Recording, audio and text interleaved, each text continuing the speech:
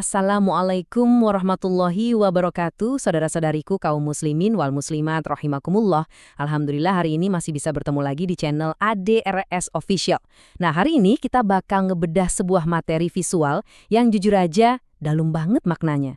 Ini diambil dari catatan kuliah subuh tentang topik yang tiap hari kita hadapi, yaitu waspada fenomena zaman now. Udah siap? Yuk langsung aja kita mulai. Pertanyaan gedenya sekarang nih, gimana sih cara kita bertahan atau survive di era yang serba ngebut ini? Era di mana informasi tuh tumpah ruah tiap detik, tren gonta-ganti sebelum kita sadar.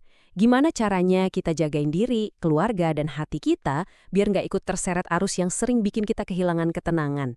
Ya kan, pasti sering banget kita ngerasa gitu. Untungnya catatan ini ngasih kita semacam panduan survival yang praktis abis. Pertama, jaga lisan kita dari hoaks. Udah banyak banget kan hoaks liweran. Kedua, jaga mata dari hal-hal yang berlebihan. Ketiga, jaga hati biar nggak lalai. Dan yang keempat, ini yang paling relate sama kita sekarang. Manfaatin gawai atau gadget buat kebaikan. Daripada cuma scrolling nggak jelas berjam-jam, mending dipakai buat zikir, solawat, atau nggak cek jadwal amal. Hal-hal kecil gini nih yang sebenarnya bakal jadi benteng spiritual kita sekarang. Coba deh kita perhatiin materi aslinya ini. Di sini disorot banget satu paradoks yang, dekat banget sama keseharian kita. Sesuatu yang terjadi tepat di tempat kita berlindung tiap hari, rumah kita sendiri. Ada sebuah ironi besar soal konsep rumah di era modern ini. Lihat perbandingan ini, jelek banget kan? Rumah-rumah makin kesini dibangunnya makin gede, makin megah. Tapi ironisnya, ukuran keluarganya atau kehangatan di dalamnya justru makin menyusut. Kita ngebangun struktur fisik yang raksasa, tapi koneksi dan obrolan antar orang di dalamnya malah makin renggang. Kayak ada yang hilang gitu loh. Padahal, kalau kita balik lagi, esensi rumah itu apa sih?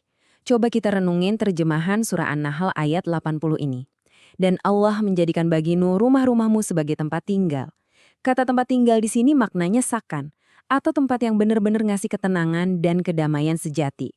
Bukan cuma sekedar tembok dan atap mewah yang rasanya hampa.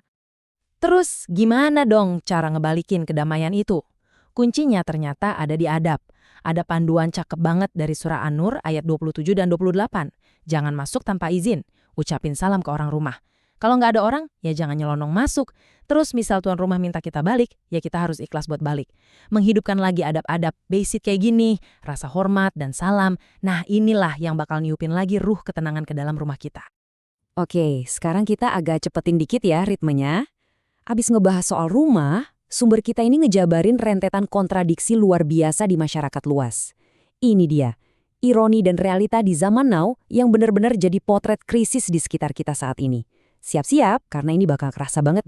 Gelar akademik makin tinggi, orang pada bangga banget sama rentetan titel di belakang nama.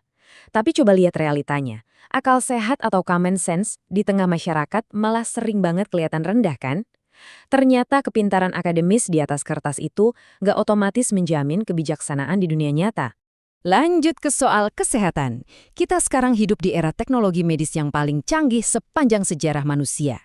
Canggih abis. Tapi anehnya, kesehatan masyarakat secara umum malah makin merosot. Muncul penyakit-penyakit baru, gaya hidup juga makin ngaco. Jadi seolah-olah teknologi canggih ini cuma kejar-kejaran sama kesehatan kita yang makin hancur. Nah, kalau yang ini mungkin paling sering kita rasain sendiri. Secara angka, penghasilan mungkin bertambah. Secara materi, kita ngerasa jauh lebih makmur dari generasi sebelum kita. Tapi faktanya, tetap aja nggak ada ketentraman jiwa. Duit yang makin banyak ternyata gagal total buat beli ketenangan pikiran yang benar-benar dicari sama hati kita. Belum lagi kalau kita ngomongin ironi sosial, bikin ngelus dada sih. Orang bisa pamer bangga banget traveling keliling dunia, tapi ternyata sama tetangga sebelah rumah aja nggak sapa-sapaan. Punya ribuan friends di dunia maya, tapi saudara kandung sendiri malah dilupain. Bumi makin padat manusianya, tapi kok rasa kemanusiaan dan kepedulian justru makin menipis ya? Sama halnya soal ilmu dan moral, krisisnya benar-benar kelihatan.